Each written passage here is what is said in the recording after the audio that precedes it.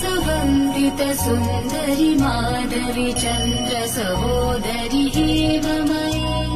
मुनिगणमण्डित मोक्षप्रदायनि मञ्जुलभाषिणि वेदनुते पङ्कजवासिनि देव सुपूजित सद्गुणवर्षिणि शान्तियुते जय जय हे मधुसूदन कामिनि आदिलक्ष्मि जय पालय माम् जय जय हे मधुसूदन कामिनि आदिलक्ष्मि जय पालय माम्